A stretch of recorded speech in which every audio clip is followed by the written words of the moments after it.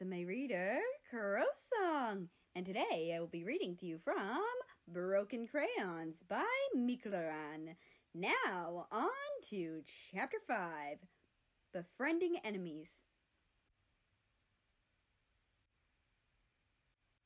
America's point of view. The next day. Today I wanted to confront China and North Korea, or better, befriend them. I didn't know how, but I wanted to try. And now that Russia is my friend, he can scare them off if something goes wrong. Time skipped to lunchtime. I went and found Russia and told him what I wanted to do. He looked a little confused, but didn't argue. We searched a little and found them bullying a female country. I looked closer and saw it was India. "Hey, stop it!"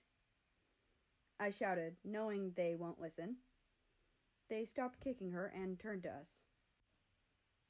"Ah, it's you again," said China. "Listen, you gotta stop doing that. Why are you even doing this?" I asked them, and China laughed. "Because it's fun." She smirked.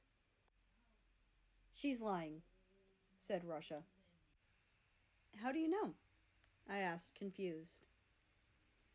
"My ability is to read minds, although I don't even need to read her mind. You can see it in her eyes." China gulped, and I grinned. "Either you tell him the truth, or I will," Russia said coldly. "Never! Why would I tell you?" she exclaimed, and Russia sighed. "The hard way, then?" he asked, and I swear I saw China trembling. "Her parents are abusing her, so she likes to take revenge on innocent countries in her way," he said calmly, and I gasped. Even North looked surprised. "Fine, you're right. I am doing this to feel better about what they did to me," she said, actually sad this time. Russia sighed again. "Listen, I know how suffering feels like, and I didn't deal with it the way I was supposed to either. But it's not a reason to hurt others." She paused, then looked over to India, who was lying on the floor bleeding. Suddenly, you could see the realization on China's face. She suddenly felt guilty and aware of the things she's done. Silence.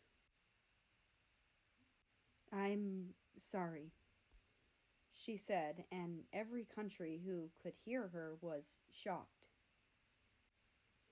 Maybe it was the wrong thing to do. "I'm sorry." She reached her hand towards India and helped her up. "I shouldn't have done that," she said, and I smiled. "Wait, what about you, North?" I asked, and looked over to him. "He has a soft side too, trust me," said Russia, and I walked over to North and China and reached my hand towards them. Suddenly, I saw that our friends were watching the whole thing. Good, that'll save some explaining. "Friends?" I asked, and China took my hand and nodded. "Friends." And that's the end of this chapter. I hope you enjoyed. Anyway, I'd like to invite you to join the Discord, which is linked down in the description below. That being said, I hope you have a nice rest of your day, night, or whatever it is for you. Just enjoy your time. And I will see you tomorrow!